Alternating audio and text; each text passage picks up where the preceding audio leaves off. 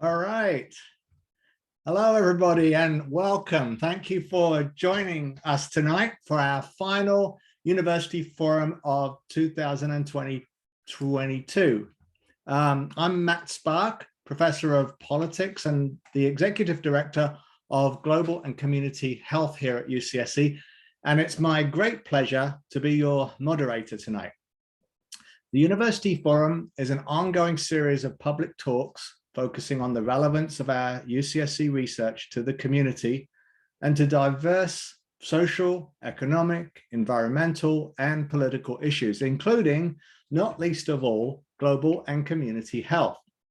Before we begin, I would like to share a few details about the event tonight. It will be recorded. It is being recorded. And we are using a webinar tool, so there is no chat function. We will have an opportunity to answer your questions at the end of the program, and we will invite you to submit your questions into the Q&A box at any time. We're being helped in this way by Diana Hogue from University Relations, and I also want to take a moment now to thank both Diana and Nicole Silva for all their wonderful background work in facilitating this whole University Forum series. So on now to tonight's talk. We're going to learn how telling a true story about COVID-19 inequities is harder than you might think. Professor Riley will share examples from her research to demonstrate how different data leads to different stories about COVID-19 inequities, and importantly, how the stories we tell about those COVID-19 inequities shape what we do about them. Now, while this is a tough topic to talk about, I want to say that we have a brilliant guide in how to do so with Alicia Riley. She is a new assistant professor of sociology, and I'm very pleased to say, core faculty in our new Global and Community Health program at UCSC. And just, if you allow me, two quick footnotes on our program. One, we are hosting Global Health Day for the whole UC system on campus this coming Saturday. And this event will end with a free concert in the Quarry by one of our keynote speakers. So she is an academic speaker, Rupa Maria. She's a physician at UCSF, very concerned with health justice, but she's also more than just an academic rock star, a real musical rock star, and she sings, and the concert promises to be excellent. So please put that on your calendars. It's free and open to everybody. A second footnote, the new BA and BS degrees in Global and Community Health we have proposed to the University Senate have just been approved. Yay! And these degrees reflect the deep and varied research expertise of our faculty in Global and Community Health, which brings me back to Alicia's own research. She studies the health effects of structural inequity with a particular focus on their modifiability through policy and other types of social change. Her research sits at the intersections of sociology, epidemiology, demography, and public health. Currently, her research is organized around 4 lines of inquiry. First, structural disparities in COVID-19 mortality and related consequences. And just as another footnote, there's a ton of references to her recent publications in this line of work on her university directory page, which I really recommend you look at, and lots of articles there. Number 2, the enduring impacts of structural racism for health in later life. Number 3, state policy and modifiable health gradients in the US. And number 4, migration and health over the life course.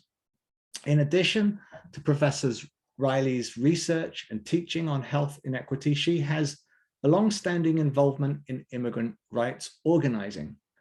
She completed her postdoctoral training at UCSF, her PhD and MA in sociology at the University of Chicago, her MPH in epidemiology biostatistics at the Johns Hopkins School of Public Health, and her MA in Latin American Studies at Stanford.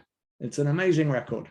And it's on the basis of all this training that she is speaking to us tonight on how to tell a true story about COVID-19 inequities. So now, without more ado from me, over to Professor Riley. Thank you so much, Professor Sparke, for that extremely generous introduction. I'm going to work on sharing my slides right now, but while I do that, I just want to say that I'm so grateful for the opportunity to be with you all tonight and to share this work, just some of my work, some of my thinking. And I'd like to think with you all about how to tell a true story about COVID-19 inequities. In high school, I read the book The Things They Carried by Tim O'Brien. It's a memoir about the Vietnam War. And in chapter 1, O'Brien, the author, reflects on how to tell a true war story. O'Brien is a former soldier, and he explains that sometimes the most believable parts of a war story are actually not true. The true stories can be harder to tell and even harder to believe. And this bending of the rules about what is a true story, it perplexed me back then as a teenager. But lately I find myself reaching for this complexity as I try to wrap my head around the truths of the COVID-19 pandemic's impacts, and more specifically, social inequities in COVID-19. Telling a true story about the unevenness of the pandemic's toll is harder than you might think. Data shapes the stories we can tell about COVID-19 inequities. And the stories we tell about COVID-19 inequities, in turn, shape what we do about them. And just to note, when I say inequities or disparities in this presentation, I'm using both words interchangeably to refer to unfair differences in COVID-19 outcomes. In the past 2 years, we've heard many stories about racial inequities in COVID-19. So here are some headlines that I've collected. You can read them here. Why Latinos in California are being hard hit by COVID. Coronavirus hits Hispanics hard. Black Hispanic hit harder by the coronavirus. Early U.S. data show. So communities of color in California have experienced disproportionate COVID-19 mortality. Latinos, Pacific Islanders, Black Californians, Indigenous Californians have all been especially hard hit. And it's easy to feel overwhelmed and even powerless in the face of massive racial inequities in COVID-19. And I think this has a lot to do with how stories about COVID-19 inequities are told. So let me show you what I mean. In June of 2020, I went on the website of the San Diego County Health Department. And this is a real screenshot from that website. And there was this post, which I found, listing 4 reasons why the coronavirus is having a more severe impact in the Latino community. And so I want to ask you, is this a true story about COVID-19 inequities? And why not? So let's look at this together. Of the 4 reasons listed here, only one of them connects the inequitable impact of the coronavirus on Latino communities to structural factors. So can you see which one might be connecting back to structural factors?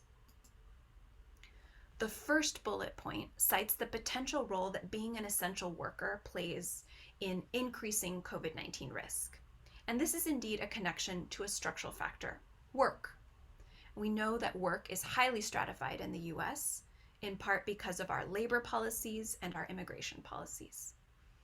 So it's a structural factor being linked to a COVID inequity. And we'll dig deeper into work and COVID-19 in a few minutes. Turning to bullet 2, more underlying medical conditions. Trying to explain social inequity by pointing to individual biology is actually one of the oldest tricks in the book. And in this case, as in most, it's false. Latino people actually have lower rates of many of the key underlying medical conditions that would matter for COVID, such as hypertension and heart disease. Bullet 3 states that Latinos live in multi-generational and more crowded households. And when presented like this as a cultural explanation, it can seem like this is a social fact, something that just is. What's missing here is the connection between housing policy, or the lack of affordable housing in San Diego County specifically, which makes it nearly impossible for people with lower earnings or no inherited wealth to afford a home without doubling up with roommates and other family members. So household crowding isn't the result of cultural choices, it's the result of policy choices and structural inequity. Finally, the most problematic of all, the fourth bullet. Latinos often show more physical affection. False. This is clearly a stereotype that may be believable only because of the way that it connects to existing prejudices and the flattening of diversity that is so commonly done to Latino peoples. So, however we think about this, there are consequences to framing stories about COVID in this way. Imagine the average San Diegan reading this. If you take these explanations at face value, it's easy to feel stuck. And that's because this kind of framing disempowers us. Here's an example of why better stories are urgently needed. So this is a hot off the press study that found, so it just was published last month in April, and they found that knowing about COVID-19 racial disparities predicted reduced fear of COVID among white US residents. Not only that, but exposure to information about COVID racial disparities reduced empathy and it reduced support for safety precautions among whites in the US. Stories about racial disparities in COVID that are based in stereotypes or culture or individual biology, they ignore the many policy choices that enable COVID-19 inequities to exist and to form and to emerge. And they distract us. They distract us from our responsibilities as employers or as landlords, as voters, as community members to keep each other safe. And how stories are told, so often incompletely or in a biased way, it has a lot to do with data. So that's what I want to focus on next. In the absence of better data, it's easy to lean on stereotypes and assumptions. Stories about COVID-19 inequities that are based in stereotypes shift responsibility to the individual, and they can make inequities seem fixed and unchanging. So data constrains the stories that we tell about COVID. And this is why we need to draw on better data in order to tell more nuanced stories. And I think this is key to challenging these narratives about what drives COVID-19 inequities. So, for example, COVID-19 inequities are intersectional, but because of data constraints, we tend to only hear about disparities by race, ethnicity alone. So, racialized social hierarchies, we know that they exist and they intersect with class and nationality, with immigrant status, with place identity, gender, indigeneity, and so many other facets of our identities. They intersect in this way to shape COVID-19 outcomes. So in order to show that COVID-19 inequities are intersectional, meaning that they aren't just about race, but about race intersecting with class, or race intersecting with legal status, to show this, we need disaggregated data broken down by more than just race ethnicity, which usually isn't done in surveillance data. Second, COVID-19 inequities are also relational, but we rarely hear them discussed in this way. So what do I mean by relational?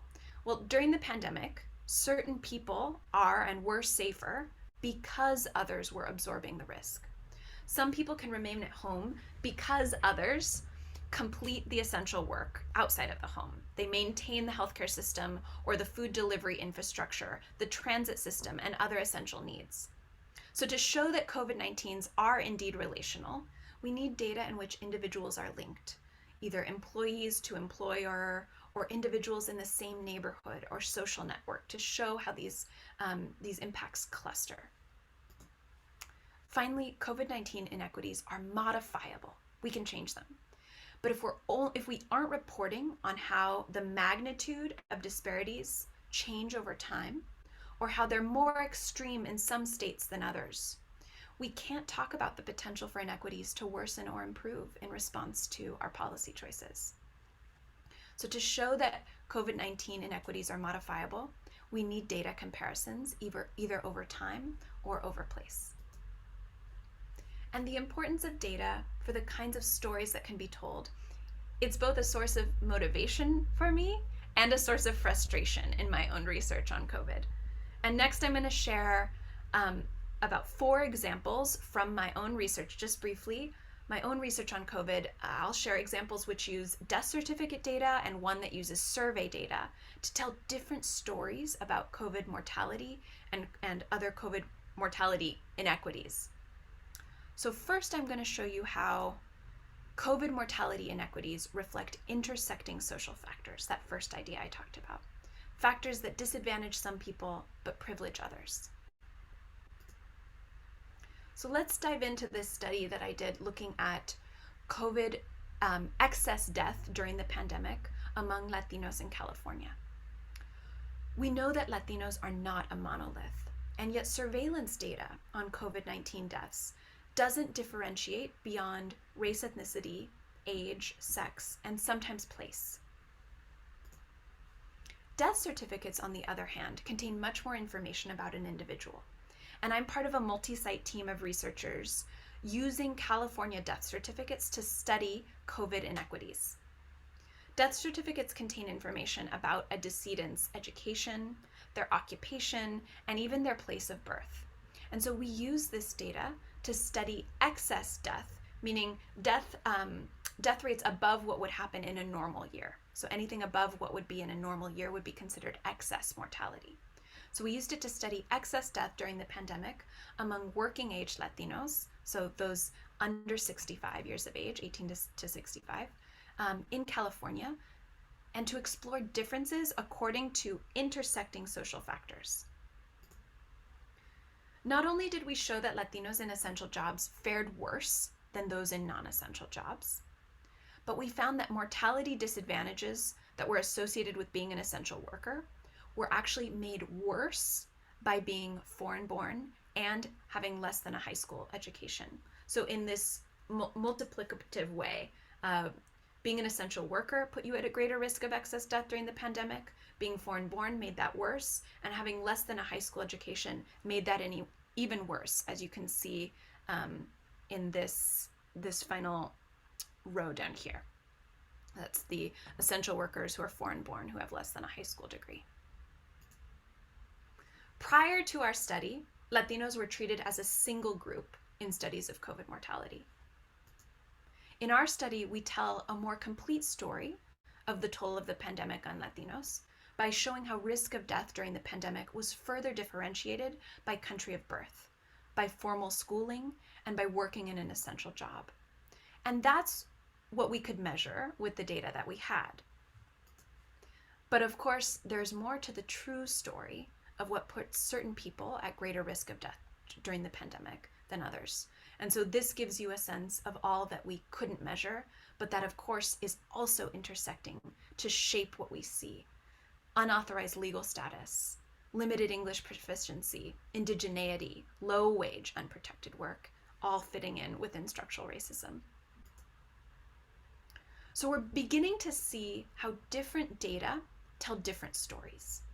Now let's turn to a second study for another example of how different data tell different stories. I want to shift to focus on the toll of the pandemic on bereavement. Racial and ethnic disparities in COVID mortality are well documented at this point, but disparities in COVID bereavement, grief, may be even more extreme because of the ways that deaths clustered in social networks. And this is concerning because the risk of prolonged grief disorder, of other kinds of PTSD and trauma, may be higher for pandemic bereaved adults due to the trauma that was associated with many COVID deaths. We also know that losing a closer relative is more strongly associated with prolonged grief, and that in turn carries serious health consequences if it's left unaddressed. I already mentioned that surveillance data is rarely disaggregated beyond sex, age, place, and race ethnicity subgroups. So that makes it nearly impossible to examine potential disparities by other intersecting factors such as language. Death certificates get us closer, but they still lack information about language or about relationships with others.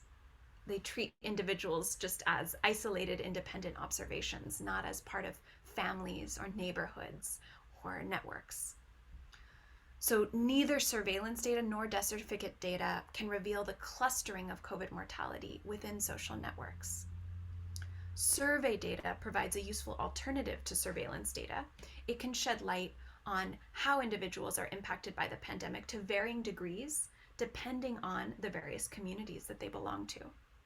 So next, I'm going to show you results from my analysis of a survey of older adults in the US. It's a study that I have worked on for many years, but they did a COVID sub-study. And here I examine older adults' responses to questions about who in their social networks have died of COVID. Note that these results reflect the first year of the pandemic only 2020. Many of the respondents were surveyed just prior to the winter surge. So the survey was fielded between September of 2020 and January of 2021. Okay, some figures, but I'll walk you through it. In this figure and in the following figures, the bar furthest to the left, see if I can show you. The bar furthest to the left shows the full sample for race, ethnicity, by language subgroups. So that's what I'm looking at here, not just race and ethnicity, but race, ethnicity by language. With each bar to the right, the sample is further restricted based on increasing closeness to a COVID death. So we go from being in the full sample to just those who lost an acquaintance to COVID, to only those who lost a family member or friend to COVID, to only those who lost a household member to COVID, or those who lost a spouse to COVID. And although non-Hispanic whites start out as 73% of the full sample, you can see that as the sample is restricted based on increasing closeness to a COVID death, the sample becomes less and less white. In fact, not a single one of the 1,865 non-Hispanic white English-speaking respondents reported experiencing the death of a household member or spouse to COVID. So that means that 100% of those who lost a household member or spouse to COVID were people of color. Non-Hispanic Black English-speaking respondents were 13.6% of the sample, but are overrepresented in every category of closeness to a COVID death. And the proportion Black is 3 times higher among respondents who lost a household member to COVID than in the full sample. Now we have English-speaking Latino people of any race. And while this group is only 5% of the full sample, their representation is twice as high among those who lost a family member or friend to COVID, 4 times as high among those who lost a household member to COVID, and 5 times as high among respondents who lost a spouse to COVID. Finally, here's the pattern for Spanish speakers of any race. While Spanish-speaking respondents were only 4.6% of the full sample, half of the respondents who lost a spouse to COVID were Spanish speakers. We see that using data, which allows us to study the intersection of race, ethnicity, and language, reveals substantial disparities in pandemic bereavement. Spanish-speaking older adults were far more likely to lose a close social network member to COVID. And this leads us to tell a different story, one that highlights the potential for accelerated health declines among Spanish-speaking older adults due to complicated grief, loss of a spouse, loss of a caregiver, and more. I just want to acknowledge there's still important data limitations here. Many respondents were surveyed prior to the winter surge, and disparities surely shifted. Also, there are limitations in being able to distinguish between language and nativity, because there's so much almost perfect overlap between the respondents who opted to take the survey in Spanish and those who are foreign born. The dramatic overrepresentation of Spanish-speaking respondents as closeness to a COVID death increased. It could reflect higher COVID mortality in communities of Spanish-speaking immigrants in the US, which stem from structural vulnerabilities and language barriers and so much more. It could also reflect variation in network structure, including connections to relatives in other countries. So why is it so important that we tell better, more complete stories about the pandemic's toll? Because the story we tell about COVID inequities shapes what we do about them. So let me give you an example from some of our work on our research on work and COVID mortality. So thinking about work and the toll of the pandemic, we know that communities of color in the US, they've experienced disproportionate mortality, and there's evidence that work may play a key role in racial and ethnic disparities in COVID death. But data on occupation is hard to come by. And so it's just a few studies that have shown that there's higher excess mortality among people with low-wage jobs. And I want to think about that, and I'll show you some of the work that my team has done on this. So in many ways, the workplace is at the center of the COVID pandemic. But what is it exactly about work that is increasing risk of dying of COVID? I find it useful to differentiate between differences in exposure to infection at work and differences in likelihood of death once sick. So we would think of this in epidemiology as exposure and susceptibility. And I put here just some factors that I think about, and some of them show up in both categories. For example, we could see how access to paid leave might impact your exposure to infection if others who also lack paid leave are coming to work because they have to work while sick, or if you have to go to work while sick. And then access to paid leave is also going to impact your likelihood of getting severely ill with COVID if you are working while ill, or if for many, many years you have had to work through illness and had to work through times where you weren't able to take paid leave. And that has taken a toll on your body that would make you more susceptible to severe illness. So we can think about how workplace safety and personal protective equipment, or access to paid leave, income, and exposures at home, and then just more generally, all that work captures in the ways that work codes for social class, it codes for education, for immigration status, for racialization, for our social networks. All the ways that this is another way that work is going to impact COVID mortality risk. Okay, so first, in a study led by my colleague Ye-Hung Chen, we released this. This was looking just at the first 7 months of the pandemic. And we estimated excess death. Remember, that's just all deaths above normal. And we focus on excess death because of the disparities in testing. So excess mortality is sometimes even a better measure of what's going on with the pandemic, and this was especially true in these early months of March to November of 2020. And we looked at excess deaths among working age Californians in the first 7 months of the pandemic. We found that the top 4 jobs with the highest relative increase in mortality during the pandemic were sewing machine operators, cooks, farm workers, and meat processing workers. And I show these images to begin to think about why these jobs. When I ask my students, they point out that the jobs we identified with the highest relative increase in death, even if you look at that full chart on the last slide, they are blue-collar jobs. They're working class jobs. Many of them fall under what Amnesty International calls the 3 Ds: dirty, degrading, and dangerous. In our latest study so we wanted to continue this work to see how this may have shifted. And so we extend this work in a new study that hasn't been peer reviewed yet, but it's posted as a preprint. So I'll share some results from it with you now.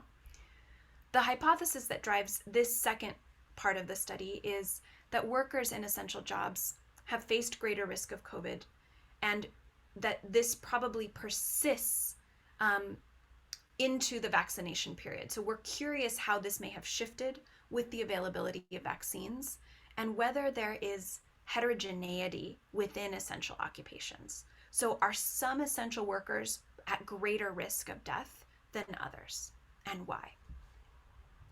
So we looked again at deaths among working age Californians, specifically among those who died of natural causes. And I just wanted to give you some background. The way that we look at occupation is that we take the free text field on the death certificate where the next of kin has filled in what someone's usual occupation was for the majority of their life. And we turn that into a census occupation code, and then we categorize that further into these essential sectors. And we obtained subgroup specific population denominators for the total size of the population in each of these occupational sectors, which allows us to give these per capita numbers that I'll show you in a second. All that data came from the 2019 American Community Survey. So before I show you the results, let's take a moment to think about the stories that you've heard about which workers were most at risk during the pandemic. We heard a lot about healthcare workers, but which workers are most at risk also has to do with which workers were most protected and which workers have not been protected. So we find that essential, this is again looking at the start of the pandemic, March 2020, all the way through the end of November 2021. We find that essential workers bear the brunt of pandemic mortality, but not all essential workers face the same risk. Do you think healthcare workers were most at risk of death? Well, think again. Contrary to popular messaging, health sector workers faced lower risk of COVID-19 death and excess mortality than workers in several of the essential sectors. And the ones I want to highlight here are agriculture, emergency services, facilities workers, manufacturing, and transportation and logistics. So you can see just how much higher these were than the health sector mortality rates. And this was both prior to and after vaccine availability. These disparities between sectors were indeed particularly pronounced during the surge periods. But they also persist even in the non-surge periods. So what I'm showing you here, you see rankings of the 5 riskiest occupational sectors, and they varied by pandemic phase. So there were large disparities that persisted even between surges. You can see here, I put arrows next to which sector was ranked with the highest mortality, COVID mortality. So agriculture workers, for that whole first year, then it shifts to transportation or logistics, and then to emergency services. And interestingly, well, one thing I wanted to point out first here is that even in this, can you guys think back to March 2021 to June 2021, there was this amazing lift and relief that came with the availability of vaccination. And there was a real hopefulness that we had turned a big corner with the pandemic. And case rates were low and death rates were low. But even in that time, transportation workers, their rate of COVID mortality was 4 times that of non-essential workers. Let me show you that here. So 4 times that of non-essential workers. Oh, here it is. This is where I wanted to show you to you. And then in the summer of 2021, the summer Delta surge, emergency workers, so first responders, they emerged as the sector experienced the highest per capita mortality. And we hypothesize that this shift may be related to lower vaccine uptake, which has been reported as low in this group. And in this analysis, we zoomed in on just the period since vaccination became widely available. So this is kind of a subpart of what I just showed you. So now we're zooming in just on March of 2021 to November of 2021. So just this time when vaccines are now widely available. And we contrasted counties of high or low vaccine uptake. So if you, in August of 2021, if your county had greater than 50% of the population vaccinated, we called you a high vaccination county. But if you had less than 50% of your population vaccinated, we called you a low vaccination county. So you can see the low vaccination counties are plotted in the blue line and the high vaccination counties are plotted in the red line. And looking just at this period since vaccines became available or widely available, we see that essential workers faced the highest COVID mortality rates in counties with the lowest vaccination levels. So there's a real divergence in depending on county level vaccination. So there's two stories, well, there's multiple stories at work here. One is that essential workers are bearing the brunt of pandemic mortality. Two is that it's not all essential workers. It's particularly low wage workers, workplaces that lacked a lot of the protections that healthcare sector workers got early on. And then three, county level vaccination seems to matter. Occupational sector vaccination seems to matter, but also county level vaccination seems to matter for how extreme these disparities were. Taken together, our findings challenge notions about the basis of occupational risk during the pandemic, suggesting that increased occupational risk of COVID death may have more to do with workplace safety, worker protections, and worker power than mere proximity or closeness to COVID. Our results underscore the importance of vaccination uptake and PPE, the personal protective equipment, things like masks, N95 masks, things that may have differentiated healthcare workers from other essential workers, and which may be an important part of the story of the higher mortality that we saw in that last most recent phase among emergency services workers. The results also point to the need for more comprehensive interventions to address inequities in worker rights and benefits. So access to, or disparities in access to paid leave, disparities in work schedules, which do or don't wear down the body, disparities in living wages and access to a living wage, and disparities in access to health insurance. These are all implicated by our deeper dive into pandemic mortality. And I think that I've listed here what I see as promising first steps to transforming the observed mortality trends that we see. The story that we tell about COVID inequities, it shapes what we feel we must do to address them. And in January, our team learned that two papers, one that I just showed you and another one related to education and occupation disparities, these two papers were cited in an amicus brief to the Supreme Court in the lead up to to their decision about Biden's vaccine mandate for large employers.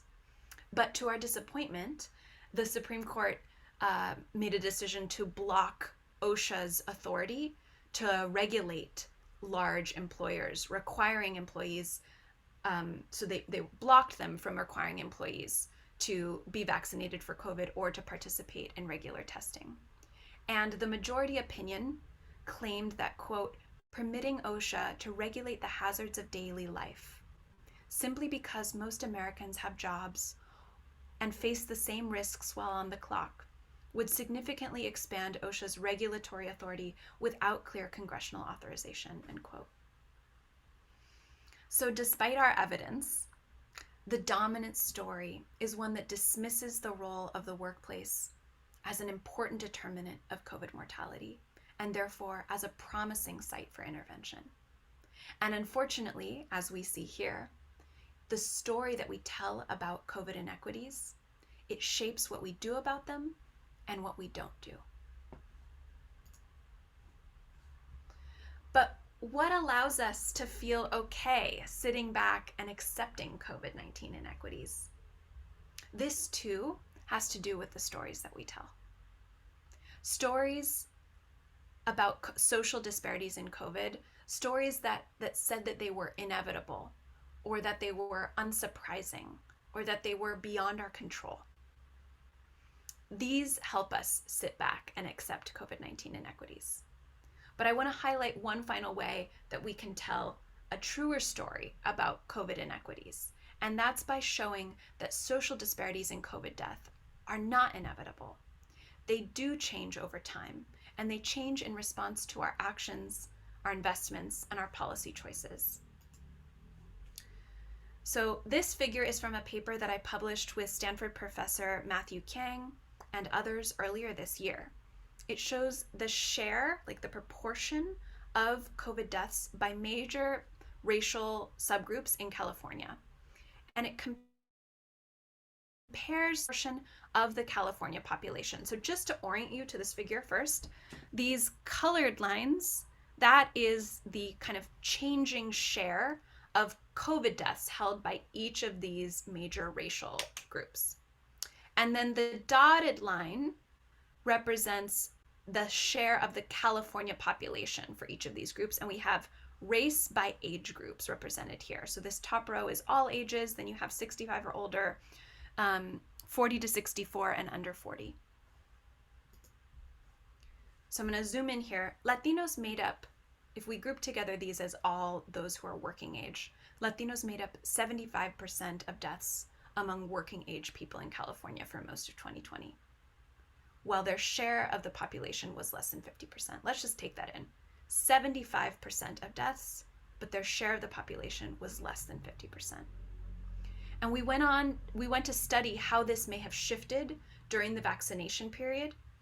We see that the Latino disproportionality, this gap, had closed by last July, by July of 2021. And some of that has to do with more white people dying, because disparities are dynamic and relative in these ways. On the other hand, we see the disparities were worsening for Black Californians. And what this tells us is that COVID inequities are dynamic. They're not fixed, they're not inevitable. We see here that racial and ethnic disparities in COVID death, they can transform quickly with changes in structural factors, policy, behaviors, and patterns in exposure. To sum up, I've shared 4 key lessons I've learned from my studies of COVID inequities about what is true. First, COVID mortality inequities reflect intersecting social factors. Second, different data tell different stories.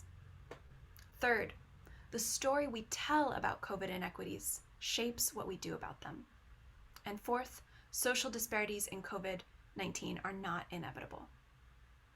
And in order to honor these lessons, better data needs to be in place before the next surge, before the next pandemic. And this will take not just investment in data infrastructure, but a willingness to look at variables such as class and income and legal status and occupation and housing affordability, to push beyond the oversimplifications, to push beyond the stories that mask this important link between social inequity and disparities in COVID outcomes. And although we're not there yet, I do think that there are some tangible policy lessons that have emerged from the stories that have been told so far. So let's review those. Among the most important policy lessons of the pandemic is that many policies that were intended to provide universal protection played out in ways that were deeply class stratified, in part because many low-wage workers were required to persist in essential jobs, and in part because people just getting by through informal, precarious gig labor could not afford to stay home. Lockdowns and shelter-in-place policies offered insufficient protection to individuals who were already living close to the edge. And this leads to the second lesson, which is that in order for policy interventions to reduce social inequities in health, they have to attend to differential social power. Failing to anticipate how social class would pattern protection from lockdowns, or how racism or language barriers or transportation barriers or exclusion from health insurance would determine uptake of testing, masks, vaccination, boosters, and treatment, has meant that these policies, which were conceived to offer equal protection, ended up being deeply inequitable. Third, and this is a lesson for all of us, It turns out that policies like mask mandates are not needed to protect those with the most privilege. The most privileged will mask anyway, if they're at risk. From buying N95 masks online to traveling to other neighborhoods just to be the first in line for vaccination, privileged people find a way to use their resources to ensure that they are not at risk. Population level prevention policies, they aren't for them. Population prevention it's critical to protect the most marginalized. But these policies require a shared sense of collective responsibility. A shared sense of collective responsibility to keep each other safe, which is something that's proven quite elusive during much of the pandemic. Finally, if you take one thing away from this talk, let it be this. Social inequity determines not only an individual's risk of death, but also which deaths are normalized and which deaths are treated as a crisis. So long as societies ignore these deeper troubles of social inequity, the inequity will continue to shape health in this pandemic and beyond. The COVID pandemic has made it clear that the future public health policy, it must do better, but it will only do so if it centers the safety and well-being of those with the least power. So those are lessons from the stories that have been told. But many stories about COVID inequities have yet to be told. My parents, who are watching today, my parents live on a street with 7 houses in a part of San Diego County very close to the border with Mexico. And on their street, there have been COVID deaths in 2 of the 7 houses.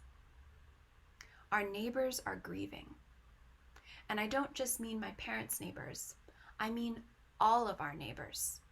If we have the courage to broaden who we choose to see as a neighbor and a friend, we will find that we all have neighbors and friends who are grieving, be it from a COVID death or from one of the many other causes of deaths that have increased during the pandemic. So this is a story that is yet to be told. The clustering of COVID grief and financial hardship in families, in schools, in neighborhoods. We are still missing the stories about COVID-19 inequities that broaden our realm of concern and that focus responsibility, not just on individuals, but on the social structures that shape inequity. Stories that urge us to reflect on our responsibilities to each other going forward. This is the number of people who have died in the US from COVID today. And we're likely 1 or 2 weeks away from reaching 1 million deaths to COVID-19 in the US. And as we approach this most gruesome milestone, there are some lingering questions. How can we resist the instinct to explain away inequities in COVID death, to naturalize them, to minimize them, or to convince ourselves that this is a problem of others? What can we learn from the stories of people we have lost, about the systems that failed them, about the contributions they made with their lives, about all those who loved them and depended on them? How can we hold space for the loss, the grief, the mourning? I want to close by sharing about my newest research project, which is collaborative with 2 fantastic UC Santa Cruz undergraduate research fellows, Eileen Amador and Robin Hernandez. In this project, Pandemic Retelling, what GoFundMe posts reveal about the social context of COVID-19 deaths in Latinx and Spanish-speaking communities in the US. We're exploring the social relationships, structural factors, and significant events that surround COVID-19 deaths among members of Latinx and Spanish-speaking communities, as retold in user-written posts on the GoFundMe crowdfunding platform. GoFundMe posts for funeral and related expenses in the aftermath of COVID deaths are an unexplored source of information about COVID decedents and their families, as well as about the social impacts of COVID mortality inequities. They're a way to tell new and important stories about how the pandemic has impacted some of us differently than others.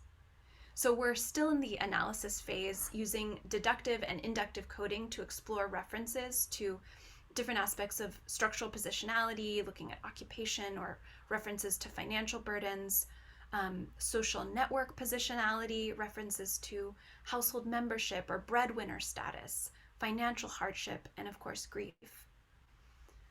As well as the meaning making and the collective memory work that's being practiced to honor deceased loved ones. The posts are written by individuals who've lost a loved one to COVID, and they're often in English and Spanish, and they share in very vivid, loving details about the special lives lost, not as numbers, but as relationships. So perhaps letting these words speak for themselves is the truest story about COVID-19 inequities of all. A single mother, she now leaves behind 2 children, 17 and 16 years old. He was smart, driven, and a big explorer. He loved mathematics, engineering, and teaching. He had just become a grandfather for the first time. She took care of her family members and friends when they needed her most. Our family's backbone. When many of her family members got sick with COVID, she was there by their side, taking care of them. Our family wasn't prepared to let her go, not emotionally, not financially. He is survived by his wife and 4 children. Coronavirus causes devastation, separation, anxiety, depression, and breaks all the hearts of the affected families. We wish we were able to see her one last time, give her one last hug, and say our goodbyes.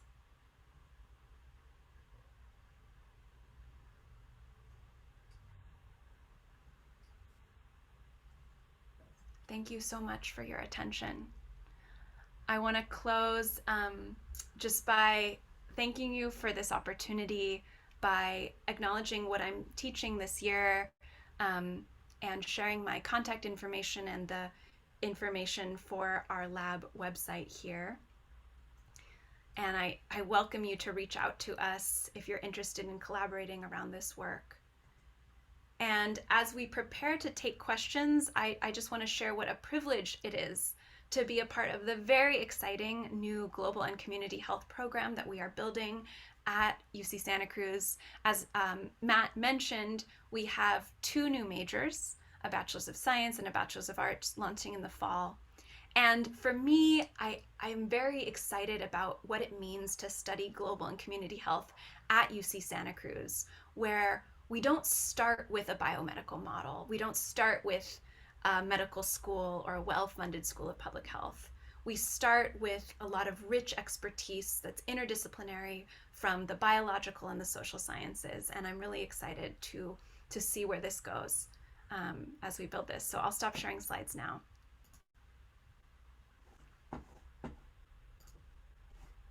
Hey, well, fantastic. Thank you so much, Alicia. That was a really great talk. It was also at the end there very moving and sobering, and rightly so. And I think it raises all kinds of questions about how we can move from the experience of grief to forms of solidarity and support for one another. And hopefully we can explore some of those questions in the time we have ahead of us now. You've generated some questions already from the audience, so I've worked with Diana to put them into a kind of lineup for you, and hopefully we can do justice to a good number of them. Once you've taken your breath, Go ahead. Okay, so we can go. First, I think there's one that begins, "Thank you for your great insights," and then continues, "How come the health condition of individuals does not appear as a variable within that intersectionality diagram. And I kind of wanted to add a extra question of my own to that. So let me try and do that. So you highlighted when you went through those bullet points, some of the problems of over-focusing on underlying medical conditions as causes of vulnerability because of the way it obscures structural causes of vulnerability. So I was wondering in that respect whether you can help us unpack some of the structural causes that underlie underlying medical conditions, like diabetes, for example. I mean, so many people with diabetes were extra vulnerable to COVID, but of course, having diabetes is itself a product of all sorts of structural and contextual forces of the kind that you're looking at. So maybe that's one way that the individual shows up in the intersectionality diagram, that maybe you would want to include the individual in another way in that diagram. I mean, I think it's a wonderful and a really important question. I think that we could have included it. It kind of depends on the level that you're thinking about. I often think of things where we can be thinking further downstream about factors that are very proximate to the health outcome, or we can be thinking further upstream about things that are further away but perhaps more foundational. And I think exactly as you explained, Matt, that I understand differences in medical conditions or underlying conditions as much further downstream from these other factors. Mm-hmm. And especially because we're looking at these nuances, trying to understand why it might be that people with lower education and who are born in Mexico or a Central American country and who are holding some of these low wage essential jobs such as agriculture jobs. I mean, that was really the intersection where we saw the highest excess mortality in that particular paper. I mean, I think you're right. Like a big part of this could be that people are sick, but why? And some of the same factors that might put them at risk of COVID would put them at risk of other things. But I will say that there's also another huge literature that that it really depends, and there is a big literature that points to lower rates of many important underlying conditions among Latinos. I mean, Latinos have generally, prior to the pandemic, a lower mortality rate overall than white people in California. So I think that's part of it. But I think I'm seeing it the way that you described it, with things are channeling through health, and of course they are further upstream. But we could have drawn another circle there, but then we wouldn't stop there in order to tell a true story. Right. So that's, I guess, that would be my angle, is like that could have been added, but it wouldn't be sufficient to stop there. Right. That makes total sense to me. So yeah, in a way, you're kind of like you're looking at aggregate effects at some level that are downstream, but you're then unpacking them with these upstream disaggregated factors. And that does tie to another question, which is just simply, please help us understand this term, disaggregated data. Okay. What did you mean by it? Yeah. Great question. Thank you. You know what this is making me think of? I went to a conference once where they had these tote bags and it just said broken down by age and sex. And so that's kind of what we need is, how can we, so we could look at data for everyone in Santa Cruz, right? And I could average across everyone, and I could say across everyone there's this much COVID that people have experienced in Santa Cruz. Or I could break it down further and I could separate out old people from young people, just two groups, old people and young people. Or I could break it down further and I could say, oh, let's look at people 85 and older, and then let's look at 75-year-olds to 85-year-olds, and so on. Or I could break it down even further and I could say I want to look at it by age and race and sex. So this process of breaking data down into smaller pieces is disaggregation. And earlier in the pandemic, I was sitting on, I was chairing the data subcommittee for this COVID equity task force in San Diego. So I'll tell you the story that, that screenshot I shared at the beginning of the talk. Well, that made me angry. And so I ended up writing an op-ed all about the role of structural racism in shaping pandemic disparities impacting Latino communities in San Diego. And it was published in the San Diego Union Tribune. And that landed me on this data subcommittee where we were working with different members of the community to push for disaggregated data. Mm-hmm. And we had an important win through this work. And so prior to our work on this, data wasn't being released by race and zip code. And what we heard from our partners in community, pastors and leaders in community organizations, is that it was really important for them to see the data broken down, not just by San Diego County as a whole, but by each particular neighborhood. And so we pushed for that data to be released, and it was able to be then used by the community in their works to target how they were going to target different outreach efforts, and in their work to raise funding to justify their work. So that's why disaggregated data matters. Yeah, great. So that really explains it in a very clear way, and it shows how consequential it is. So another question about data, but also about where it comes from.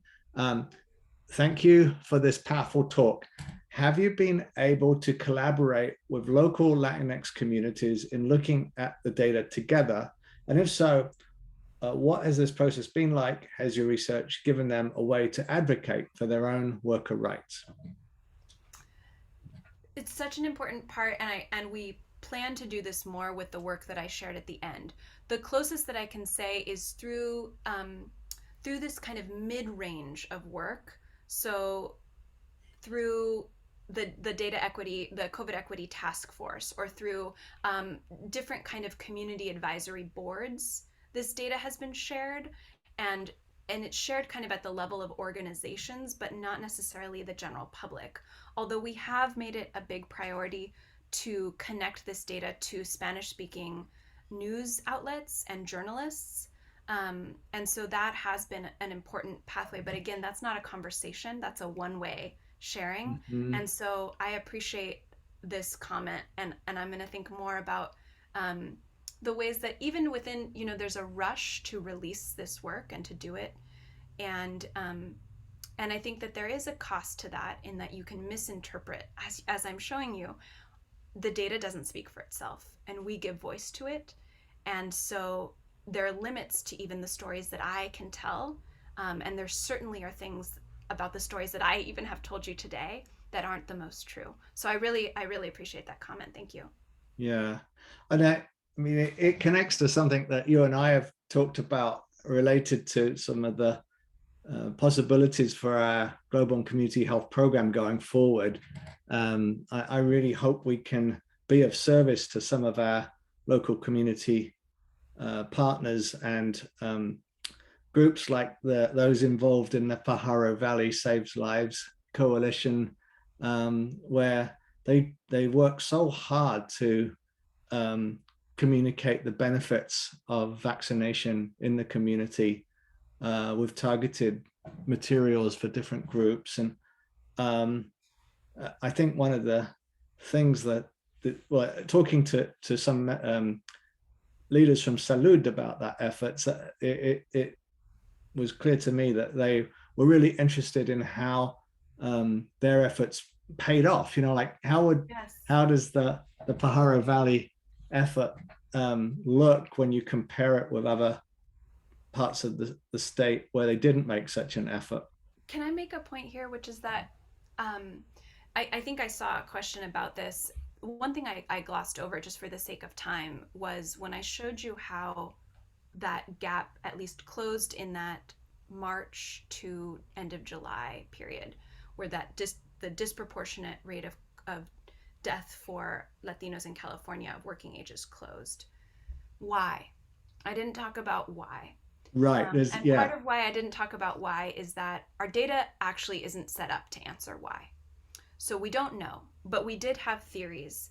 And what I want to share is that, because I was somewhat more proximate than maybe the average COVID mortality worker to a lot of this work that was happening in communities, when I did radio spots about this piece, I was able to point to, I don't think this is vaccination per se. I think this is investment in community organizations and outreach. And I think this is the work of community organizations that have closed this gap.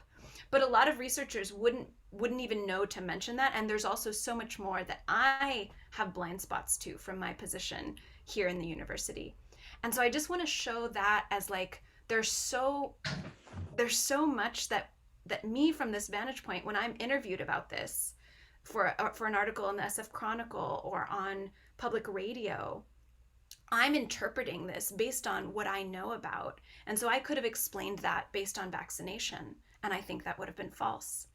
Mm, And mm. so there's a real need for academics who are doing the work to interpret data to be aware of all of the work that's happening outside of their, most immediate viewpoint, um, or landscape, to shift these disparities so that those things can be studied and held up, and to show their real important impacts and justify further investment and funding in that, in community organizations, in grassroots movements, because I really think that that is what closed the gap. Right. So there was a related question to that, that was simply, who have been the best messengers to educate Latinos about vaccinations? And I guess you'd want to answer that kind of cautiously now, but you've got some ideas. I mean, It I, sounds I like. think that, what is Latinos? I mean, it's like, Latinidad is so fraught, and there's so many diverse groups that we're talking about, even within California. Mhm. Um, and I know so much energy and effort is being put into reaching different communities. I'll just Yeah. put a plug for one of my dear colleagues and friends, Professor Gilberto Lopez, who's a professor at Arizona State University. And he is from the Central Valley in California, and went home, and early in the pandemic felt he could hear that the messages he was getting, he's Harvard educated, and the message he was getting through his Harvard channels were different from the messages he was getting at home. And in response to that, he wrote some grants, and he got some money, and he started the COVID Latino Project, which did different kinds of animation specifically for Latinos in California. So it was specifically focused on a Mexican American California based community. And so that kind of specialization, I think, made the animation videos more effective, and they've partnered with the amazing Chicano cartoonist Lalo Alcaraz to make, the animations really pop and feel relevant, and feel accessible and meaningful. But that's just one example, and I think there's been so much effort that is continuing to be put into this. Yeah, and well, speaking about different audiences, changing to another question here, for messages and other health systems for getting those messages out. One person in the audience wanted to ask, what do we know about how these inequities play out in other countries? In Mexico, Canada, UK, Germany, and in parts of Africa. So I Yeah. guess going global. Yeah, so I can just speak from interpreting the literature that I've seen on this, but there are some really important studies from Chile, from Germany, from South Africa, from Mexico, that all show similar patterns, that COVID death was patterned socioeconomically. And you can see that, but the stories that are told are limited by data. And so it is it depends on where you are, but it is rare to have data on socioeconomic status measured at the individual level. And so often neighborhoods are used kind of as a proxy for that. So neighborhoods will be ranked by kind of like how poor to rich a neighborhood is, and then there's a clear gradient in COVID death. But I think it is interesting to do this more systematically, and to look at variation depending on policy, depending on larger social structures. So I really think that that is an important future direction as we kind of take account of all that's happened. Yeah, and look at what countries really did a better job of protecting their populations effectively, particularly the vulnerable members of their populations. Um, okay, let's see. Well, here's a question from, it says question from Japan. I guess there's a member of our audience from Japan. Please say more specifically about what individuals can do day to day so that these inequities don't remain inevitable. Thank you. Fair Oh, it question. goes on. My students often say they're too powerless, so cannot make a difference, but I want to give them some examples. Thanks. Yes. Well, let's think about this together. Um, I do think that how we talk about COVID is important as a first step in changing what we do. I really do believe Mm-hmm. this isn't like I'm not just trying to be cute by talking about Right. telling truer stories. I really think that that is an intervention in itself. I think that I can get up here and I can show you graphs, and that's not going to change your mind about how you vote on a policy. But if I tell you a story, that might move you. And I really think that it does come down to telling better stories that help us feel a sense of empathy with others and a sense of solidarity and a sense of responsibility to each other. Um, I also think that an important step is being a part of communities, your community. And I think that that maybe is like an important thing that we all do moving forward. This is an interesting time, um, where we find ourselves still in the pandemic, but with a lot more possibility for in-person social contact and connection. And there's so many ways that we've all retreated from our social lives. Yeah. And I think that there's a real cost to that. And I think that this is a time to rebuild that social fabric and stepping into relationships with others, either in relationship through a community organization or in relationship with our neighbors. I really think that that is an important step. It's outside of the policy realm, but I think that it lays the groundwork for facing the policy choices in a more collective way.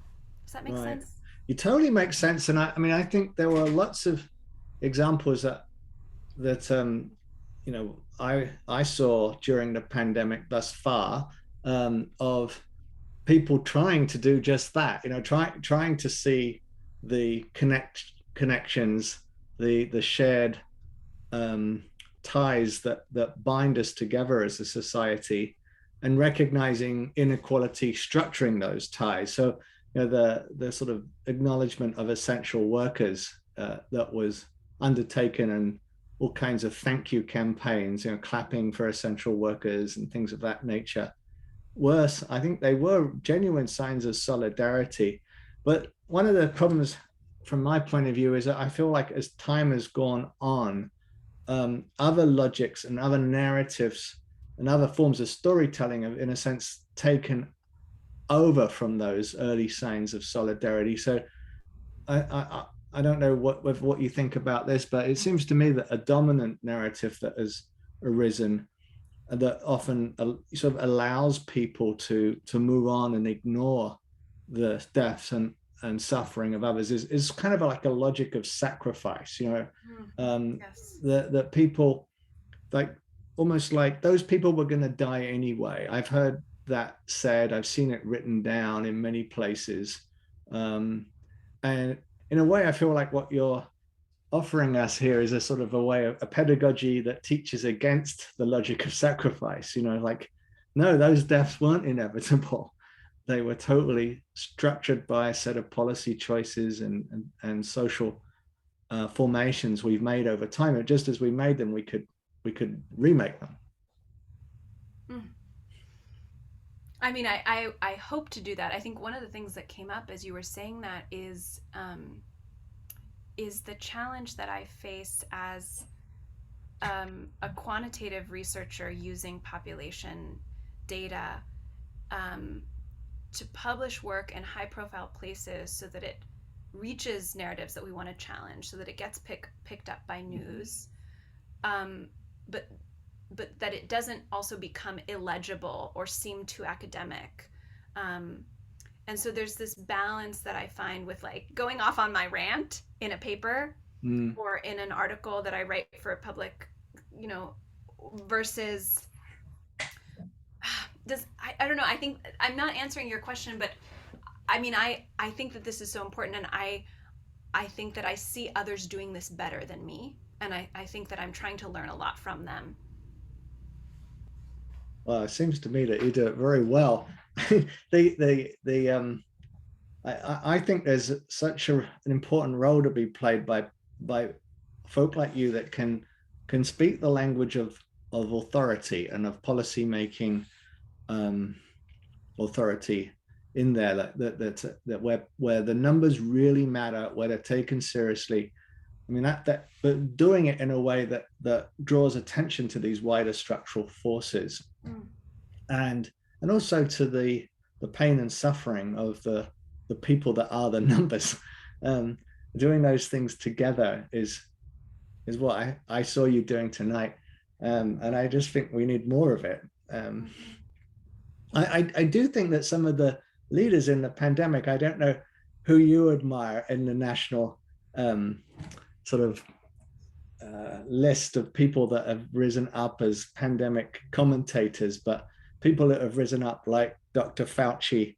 I mean, I think he does a remarkable job of really trying to humanize the data coming into the CDC and offer as best guidance as he can under extraordinary pressure, where people are always naysaying his authority, and where he has to sort of wear the science hat so that he can speak with authority. And yet, as you say, like there's a trade-off. If he does it too much, then he'll be seen as a kind of disconnected egghead or something like that. It's a really challenging tightrope to walk, I think. Yeah, I mean, I think that there's this interesting. I mean, I keep coming back to that study that I showed where that for white people in the US, learning about racial disparities made them less empathetic, less supportive of protective policies, and less afraid of COVID. Uh-huh. Yeah, And that is deep. um, and I think there's so much there that's revealed. And I think that's I was really struck by that. Um, and I think it just really shows that there can be more harm done than good in telling these stories the wrong way. yeah. Um, It's not about me. It's not going to affect me. So I don't need to worry, and let's get the economy moving again. Mm. Well, there is one more question. I'm trying to read it at the same time as listening to you. Have you seen models of health other than the biomedical model that can be implemented in our society? So I guess a much bigger question there about how we address these problems in ways that address the social, political, economic determinants of health, and not just focus on the delivery of biomedical well, I think health. that if we start with the data that I showed today, it urges us in some ways to think about a different model, because the stories that I'm telling you would have unsatisfying answers if we stopped in the biomedical model. We Yeah. wouldn't be able to understand these disparities in work. Why is it that transportation workers and agriculture workers have worse health than healthcare workers? Why is it that emergency services workers all of a sudden jump up to having so much more death in that second part of the summer surge? I mean, we have to be thinking about politics. We have to be thinking about values. We have to be thinking about labor policy. We have to be thinking about immigration policy. I think one of the things that's just totally missing from our understanding of COVID deaths, among indigenous communities, among Latinx people, among Black people in the US, is what set the stage for these inequities to play out.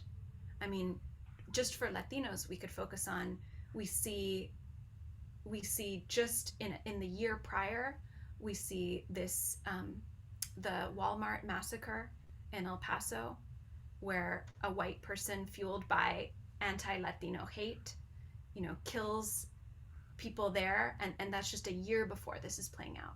We see Trump's rhetoric.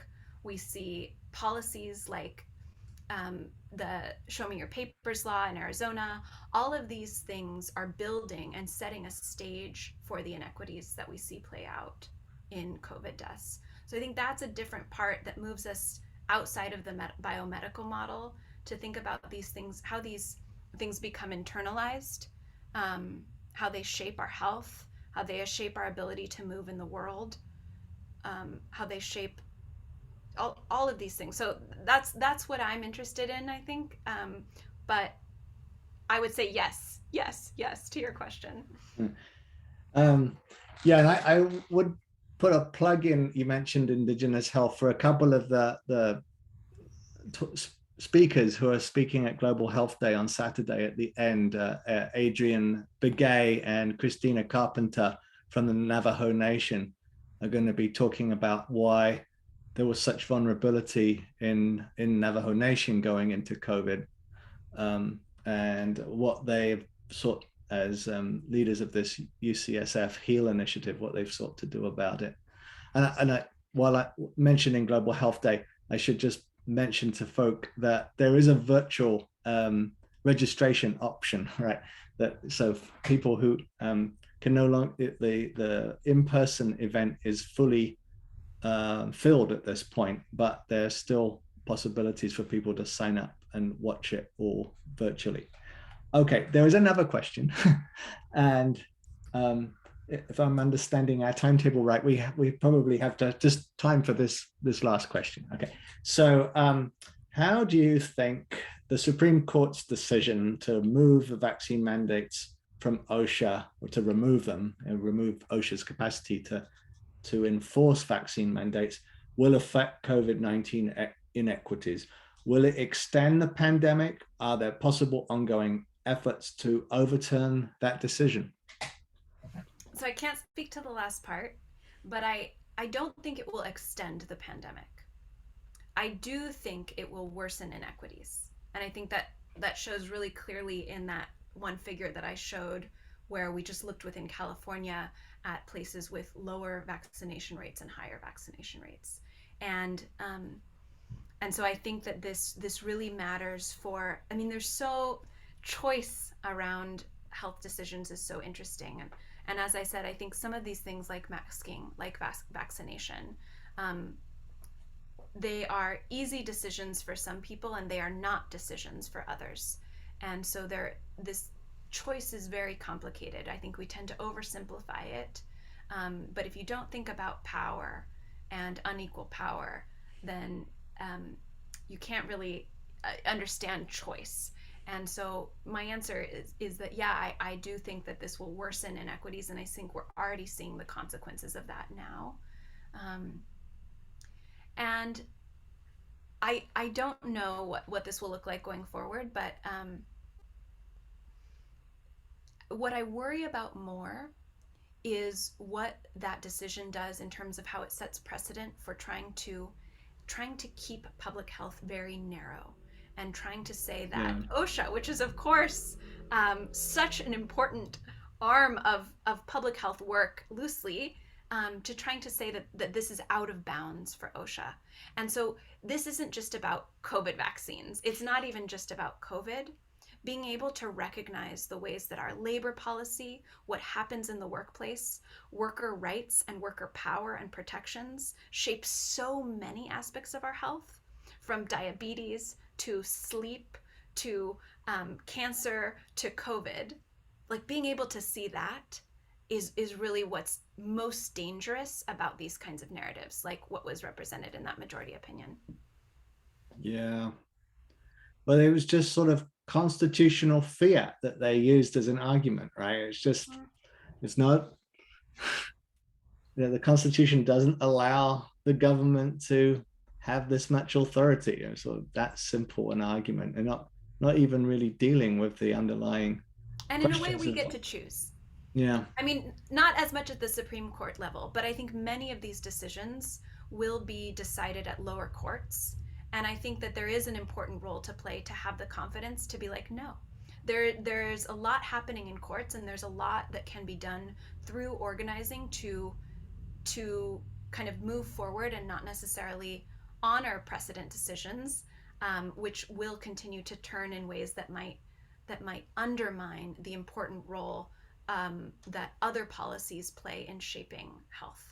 And to kind of, I would just encourage to kind of like stay the course and really continue to tell stories that highlight these links and connections. Great. Well, with you at UCSC, I'm sure we can continue to do it. And a lot of students will benefit as a result. And I'm sure members of our community who tune into talks like this is a wonderful evening, a wonderful talk that you gave. And I want to thank all the folk who wrote in these great questions. Clearly, they appreciated what you shared with us. And I'm sure we should organize more talks like this in the future. But for now, I'll bring it to a close and just say a very big thanks on behalf of everybody who participated. Thank you. Thank you.